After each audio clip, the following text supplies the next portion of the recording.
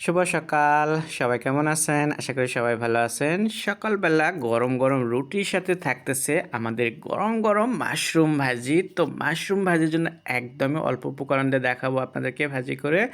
তো দেখতে থাকুন আপনারা। এখন চুলায় একটা প্যান বসিয়ে দিচ্ছি, দিয়ে অলরেডি আমি এখানে কাঁচামরিচ আর পেঁয়াজ নিচ্ছি ফেড়ে। আর এখানে আমি দিয়ে দেবো একটু বাটার। তো বাটারটাকে আমি একটা বাটিতে করে ওভেনে গরম করে নিচ্ছি, যেহেতু বাটারটা একটু শক্ত থাকে ফ্রিজে থাকা অবস্থায়। তো যাই হোক, বাটার দিয়ে আমি এটাকে সুন্দরভাবে পেঁয়াজটাকে একটু হালকা ভেজে নেব, বেশি না, যেহেতু মাশরুমটাকে ভাজি করব। তো বেশি কালার করলে কিন্তু মাশরুমের কালারটা নষ্ট হয়ে যাবে। তো হালকা ভাজির পরে আমি এখানে মাশরুমটা দিয়ে দিচ্ছি। মাশরুম আগে থেকে আমি কেটে রাখছিলাম। আর এখানে একটু গোলমরিচ পাউডার দিচ্ছি, একটু হলুদ পাউডার দিচ্ছি। তো হলুদ পাউডারটা দেওয়াতে কালারটা সুন্দর আসবে। স্বাদ মতো লবণ আবারও দিলাম আমি এখানে। তো ফেরতে তো আমি লবণ দিইনি। এখন আমি এটাকে সুন্দরভাবে মিশাবো, এভাবে নাড়াচাড়া দিয়ে, দেখতেই পারছেন। তো এই মাশরুম ভাজি দিয়ে রুটি পরোটা সকালের খাওয়ার জন্য খুবই ভালো লাগে খেতে। আমার তো মাশরুম ভাজি এতই প্রিয় যে এখন দেখা গেছে যে আমাদের মাসে 3 বার 4 বার না থাকলে হয়ই না। তো ঢাকনা দিয়ে জাস্ট একটু 2 মিনিটের মতো রেখে দিলাম।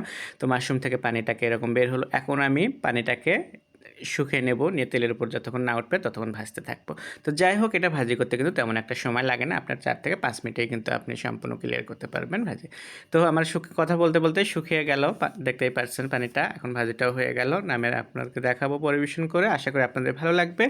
আপনাদের ভালো লাগলে ঝটপটে আপনারাও বাসায় মাশরুম ভাজি করুন এইরকম করে। তো মেহমান আসলে কিন্তু সেটাও দিতে পারবেন।